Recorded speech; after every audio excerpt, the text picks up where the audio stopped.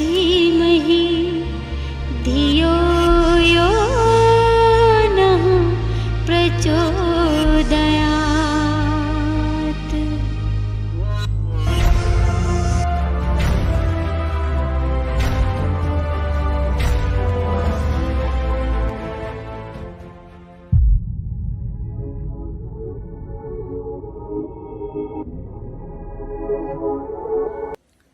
ओम मित्रों, आज हम भूत प्रेत पर विचार करेंगे कि जैसा कि आप जानते हैं सारा संसार प्राय करके शिक्षा के अभाव में पूरे संसार में ऐसे लोग हैं जो भूत प्रेत को मानते हैं,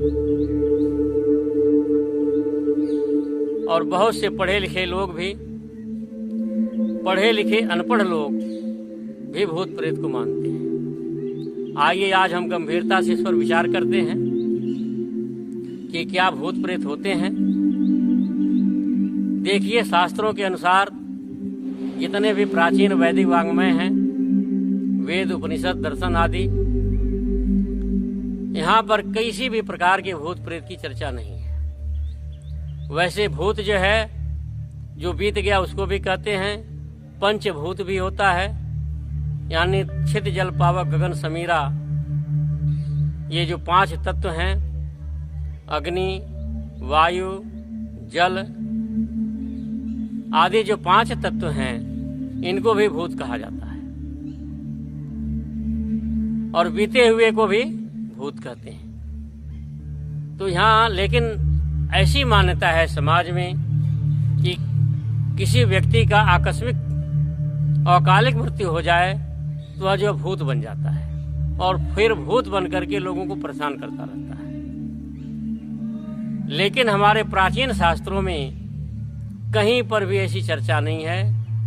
उपनिषद देख लो, दर्शन देख लो, ब्राह्मण ग्रंथों को भी देखो और वेद को भी देखो, कहीं पर इन ग्रंथों में ऐसी चर्चा नहीं है। बाद में जो पुराण आदि बने हुए हैं उनमें ऐसी चर्चा मिलती है, भूत प्रेत आदि। लेकिन मेरे मित्रों देखो, मनुस्मृति में ही प्राचीन जो शास्त्र हैं उसमें ही प्रेत और भूत किसे कहते हैं। देखिए, मनुस्मृति में ही लिखा है साफ साफ, गृह प्रेतस्य शिष्यस्तु पितृमेधम समाचरन् प्रेतहारय समम तत्र दशरात्रेण शुध्यते।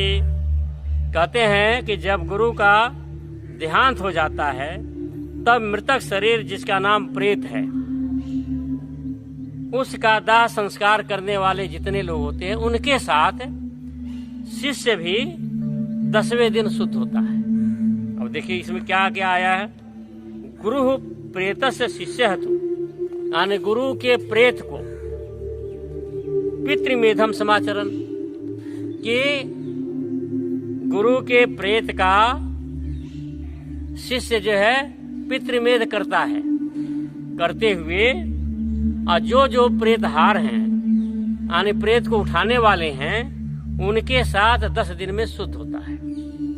अब इसी का कोई अर्थ जो उल्टा सीधा लगा लेंगे। देखो मेरे मित्रों, इसमें एक तो आया पितृमेधम। पितृमेधम माने पितर का दाह संस्कार। तो गुरु जो है पिता भी होता है, तो उसका दाह संस्कार गुरु के प्रेत कहते हैं लाश को। गुरु प्रेतस्य, गुरु के लाश का दाह संस्कार करता हुआ शिष्य जो लाश को उठाते हैं, प्रेतहारहि, यानी जो प्रेत को उठाने वाले हैं, उनके साथ 10वें दिन शुद्ध होता है। अब यही देखिए, तब इसमें अगर प्रेत, अगर भूत और प्रेत कोई होता, आत्मा होती, जो भटकती हुई आत्मा होती, तो प्रेतहार कौन हुए? कौन प्रेत को उठा सकता है? तो यहाँ सीधा सा अर्थ है मेरे मित्रों कि लाश को प्रेत कहते हैं, और जब दाह संस्कार हो जाता है तब उसको भूत कहा जाता है, यानी अब वर्तमान नहीं है, भूतकाल में चला गया। लेकिन भ्रांति से लोगों ने, जब मध्यकाल आया, तंत्र विद्या का प्रभाव बढ़ा, तो लोगों ने, तांत्रिकों ने ऐसी कल्पना कर दी कि जो आकस्मिक जिनकी मृत्यु हो जाती है, अकालिक मृत्यु जिनकी हो जाती है, वे भटकते रहते हैं उतने काल तक। जैसे किसी की आयु 80 साल की है और 40 साल की उम्र में उसका देहांत हो गया, तो हर जो 40 साल तक भटकता रहेगा।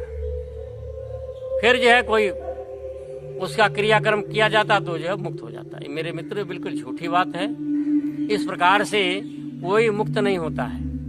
जिस प्रकार से जैसे ही किसी प्राणी का देहांत होता है, उसके कर्मानुसार, शास्त्र कहते हैं कि उनकी उसके कर्मा, मनुस्मृति को आप पढ़ लो, उसके कर्मानुसार बड़े जल्दी ही उसका दूसरा जन्म हो जाता है। अगर योगी है, समाधिस्थ पुरुष है, तो मुक्त हो जाता है। लेकिन यदि योगी नहीं है और अच्छे कर्म वाला है तो मनुष्य के रूप में जन्म लेगा। और जैसे जैसे उसके कर्म जो है निकृष्ट होते जाते हैं, ऐसे ऐसे निकृष्ट योनियों में वो जाता है। तो इस तरह से पुनर्जन्म हो जाता है प्राय करके। योगी तो बहुत कम लोग ही होते हैं, बहुत कम लोग ही मुक्त होते हैं। तो प्राय करके सब लोगों का पुनर्जन्म हो जाता है। तो चाहे जो है आकस्मिक मृत्यु हो, चाहे किसी भी प्रकार से मृत्यु हो, और आयु जो है निश्चित नहीं होती किसी की। देखो, वैदिक धर्म के अनुसार, वैदिक धर्म माने वैदिक वांग्मय के अनुसार, कुछ लोग ये सोचे वैदिक धर्म तो अलग है, हिंदू धर्म अलग है, वैदिक धर्म अलग है। ऐसा नहीं है। वैदिक धर्म कहने का तात्पर्य होता है कि वेद और वेद की शाखाएं, वेद और वेद की शाखाएं, वेद की व्याख्याएं। तो जितने वेद की शाखाएं हैं, वे वेदों की व्याख्याएं हैं। इसमें कहीं पर भी ऐसी चर्चा नहीं है कि व्यक्ति को जो है वो भूत प्रेत बनता है। तो इसमें बताया गया है कि जो है पुनर्जन्म हो जाता है। और आयु जो है वैदिक वांग्मय में, वैदिक शास्त्रों में कहीं पर भी निश्चित नहीं बताया गया है। और देखो, हम परमात्मा से प्रार्थना भी करते हैं, जीवे में सरदा सतम भूयश्च सरदा सतात। ये परमात्मा हम 100 वर्ष जिए हैं, और फिर क्या कहा, 100 वर्ष से भी ज्यादा जिए। और आयुर्वेद में, ग्रंथों में, मंत्रों में जगह जगह यही कहा गया है कि हम 100 वर्ष से ज्यादा जिए, 100 वर्ष से ज्यादा। अगर निश्चित होती तो हम किसी के कहने से आयु थोड़ी बढ़ जाएगी। अगर आयु निश्चित है तो किसी के आशीर्वाद से और हमारी प्रार्थना से या हमारे किसी क्रियाकलाप से आयु नहीं बढ़ेगी। आयु अनिश्चित है, इसीलिए आयुर्वेद भी कहता है, क्या कहता है, घृतम आयु रेव घृतम, कि घी जो है आयु बढ़ाता है। और ऐसे ऐसे करने से आयु बढ़ती है। इन क्रियाओं के करने से, इस प्रकार आहार विहार करने से आयु बढ़ती है। और इस प्रकार का आहार विहार ठीक न रखने से आयु घटती है। और शास्त्रों में भी कहा गया कि जब तुम्हारा रहन सहन खान पान सही होगा तो आयु बढ़ेगी, नहीं तो घटेगी। यदि आयु निश्चित हो तो कैसे जो है ये प्रार्थना की जाती है कि हम जो है 100 वर्ष तक जिए, 100 वर्ष से ज्यादा भी जिए। और कहा गया कि जो ब्रह्मचारी रहता है, पूर्णतः आदित्य ब्रह्मचारी हो, तो निश्चित रूप से उसकी आयु जो है 100-150 वर्ष होगी। तो जब आयु निश्चित होगी तो ब्रह्मचर्य रहने से आयु कैसे बढ़ जाएगी। तो मेरे मित्रों, किसी की आयु निश्चित नहीं होती है। सबकी मृत्यु जो अकालिक होती है, आकस्मिक होती है। हाँ, ये होता है कोई वृद्ध होकर के मरता है और कोई जो है अल्पायु भी मर जाता है।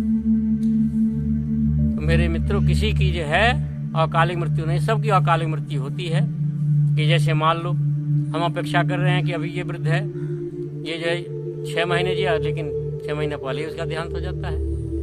तो लोग उसको नहीं कहते हैं। जवान मृत्यु को प्राय अकालिक कहते हैं, बालक की मृत्यु को अकालिक कहते हैं। लेकिन ये सब गलत बात व्याख्याएं हैं। तो ये मान्यता है कि जिसकी अकालिक मृत्यु होती है वो भूत बन करके लोगों को परेशान करता रहता है। अच्छा, अब ये बताइए कि जब तक मेरी आत्मा मेरे शरीर में है तो उसके अंदर ताकत कुछ और है, और शरीर से बाहर निकलने के बाद जो उसके अंदर अलौकिक शक्ति आ जाती है।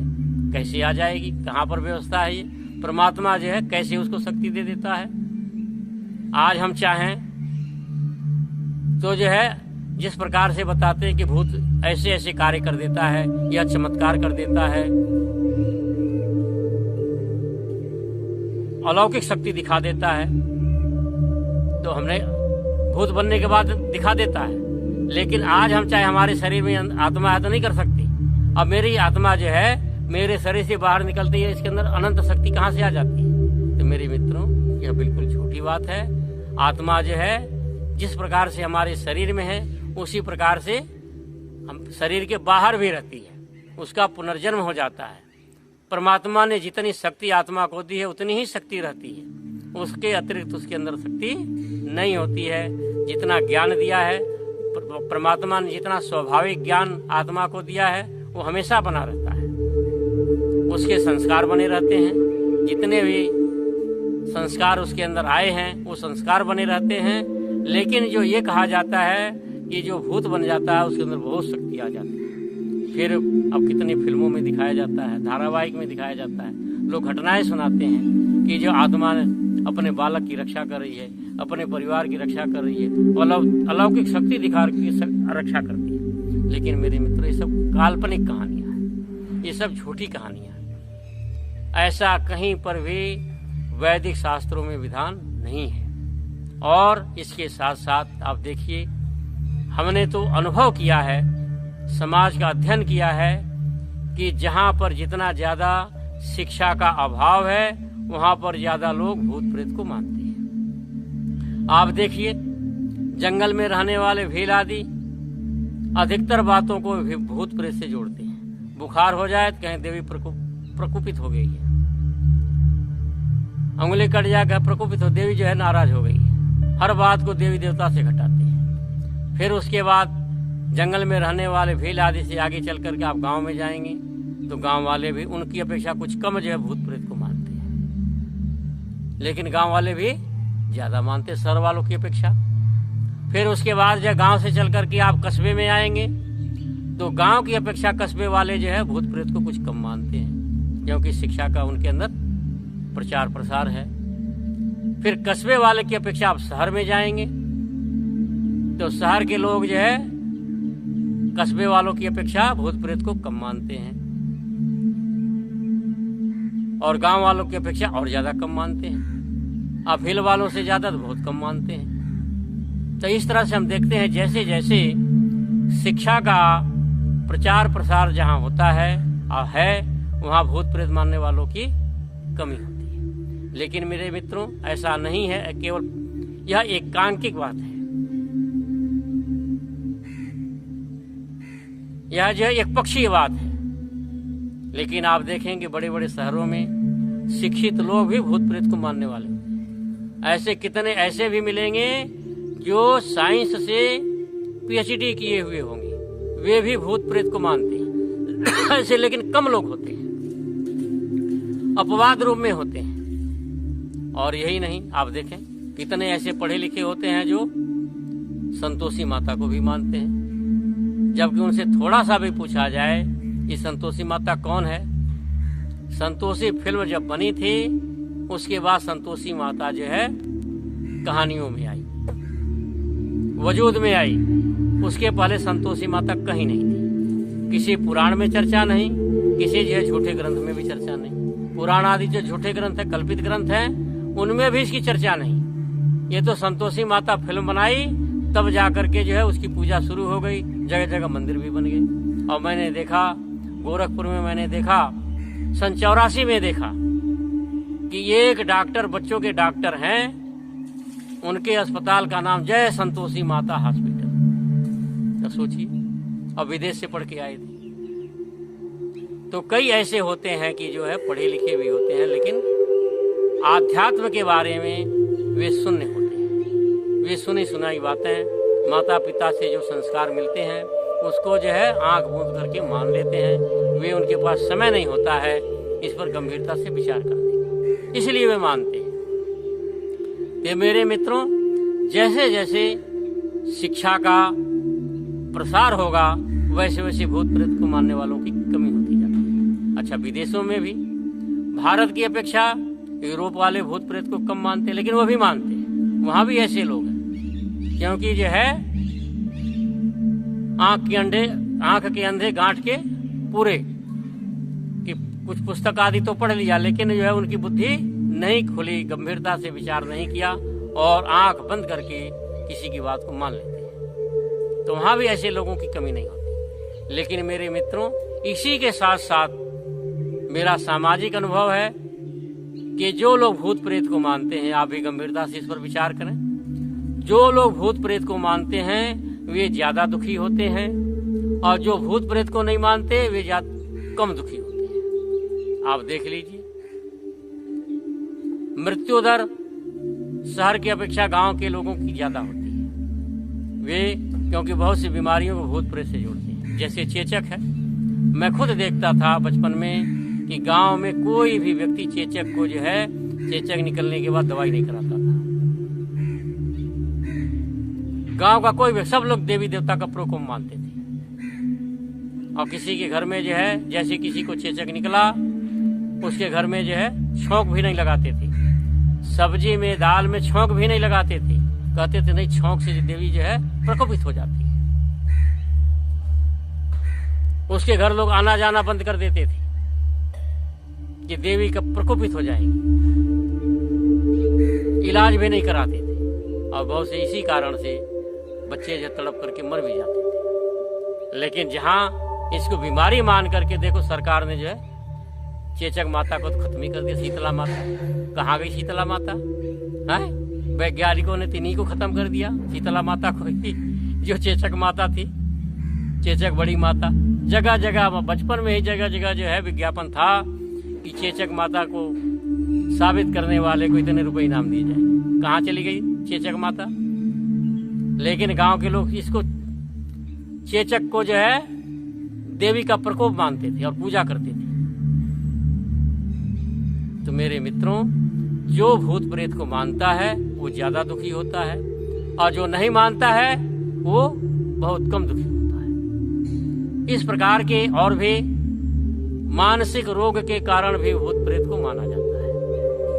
आप देखें, बहुत सी ऐसी बीमारियां होती है, जैसे सन्निपात आदि ज्वर होते हैं, जिसमें व्यक्ति अंट संट बकने लगता है। उसके संस्कार इस प्रकार के होते हैं कि जैसे मैं भूत हूँ, प्रेत हूँ, सैयद हूँ, फला हूँ, ढिका हूँ। तो जो उसी प्रकार का वो जो है अत्यंत ज्वर में बोलने लगता है और कुछ ऐसी घटनाएं भी कर देता है, लोग मानते हैं चमत्कार हो गया। लेकिन मेरे मित्रों, ये सब बीमारियां होती हैं और इन बीमारियों का डॉक्टर इलाज भी करते हैं। अगर देखो भूत प्रेत की बात हो तो डॉक्टर क्या, दुनिया का वैज्ञानिक, कोई भी वैज्ञानिक ठीक नहीं कर सकता दवा से। लेकिन ये भी सत्य है कि ऐसे तमाम बीमारियों को, मानसिक रोगों को डॉक्टर इलाज कर ठीक करते हैं। मानसिक रोग मनोविज्ञान से ठीक करते हैं और दवा दे करके भी ठीक करते हैं। तो ऐसे तमाम मरीज जो है ठीक हो जाते हैं। आप जितने भी मनोवैज्ञानिक डॉक्टर हैं उनके पास जाइए, उनके हॉस्पिटल में देखिए, 10 मरीज बैठे, कोई कहता मैं भूत हूँ, कोई कहेगा मैं सैयद हूँ, मैं कोई कहता दुर्गा हूँ, कोई कहता मैं काली हूँ, और सबका इलाज हो जाता है। सबके दुर्गा, काली, सैयद बाबा भाग जाते हैं। तो मेरे मित्रों, इस तरह से सिद्ध होता है कि ये भूत प्रेत आदि कुछ नहीं होते। जो मानता है वह परेशान होता है। आप भी इस बात को गंभीरता से विचार करिए और देख लीजिए, आपके परिवार में जब भूत प्रेत माना जाएगा तो उसी दिन से परेशानियां शुरू हो जाएंगी। और जिस दिन भूत प्रेत को मानना छोड़ देंगे, दृढ़ संकल्प कर लोगे, उसी दिन से आपकी तमाम समस्याएं एक प्रकार की खत्म हो जाएंगी। मैं अपने जीवन का जो है अनुभव बताता हूँ। आज मैंने बचपन से भूत प्रेत नहीं माना, इसलिए हमारे परिवार में आज तक कोई इस प्रकार इस बीमारी से कोई परेशान नहीं हुआ। आज जिस दिन मानना शुरू कर देते, परेशान होने लगते। हमारे पड़ोस में बहुत से पड़ोसी भूत प्रेत मानते थे, खूब पैसा लुटवाते थे। सोखा, ओझा, मुल्ला, फकीर आते और खूब पैसे लूट लूट कर ले जाते। गरीबों से भी हजारों रुपए ले जाते। अब वहीं जो भूत प्रेत नहीं मानते, वे बिल्कुल परेशान नहीं होते, मौज से रहते। तो इससे मेरे मित्रों सिद्ध होता है कि ये भूत प्रेत की बातें जो है काल्पनिक हैं, इनको नहीं मानना चाहिए। और अपना हित चाहते हो तो दुर्जन तोष न्याय से भी मैं कहता हूँ मेरे मित्रों, भूत प्रेत तो नहीं होते, लेकिन अगर होते हैं दुर्जन तो उस न्याय से तब भी नहीं मानना चाहिए, क्योंकि भलाई इसी में है, भलाई इसी में है। भूत प्रेत नहीं मानोगे तो बचे रहो। ये तांत्रिकों से, सैयद बाबा से, पाखंडी से, गंडा तबीज से बचे रहोगे। और अपनी महिलाओं को भी समझाओ। देखो महिलाएं ज्यादा इसमें ग्रसित होती हैं, क्योंकि वे कमरे में रहती हैं, घर में रहती हैं, वे खुले विचारों की नहीं होती, इधर उधर नहीं जा सकती, इसलिए वे जो ज्यादा व्यथित होती हैं और मानसिक रोगी वो ज्यादा होती हैं, इसीलिए उनमें भूत प्रेत ज्यादा आते हैं। और जैसे जैसे महिलाओं में भी शिक्षा का प्रसार होगा, प्रचार होगा, वे भी जो भूत प्रेत को नहीं मानेंगे।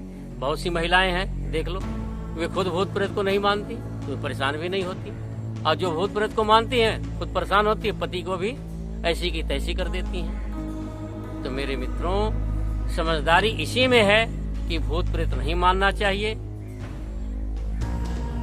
क्योंकि यह बिल्कुल काल्पनिक बात है, झूठी है। वेदों में यानी वैदिक ग्रंथों में कहीं पर भी इसकी चर्चा नहीं है।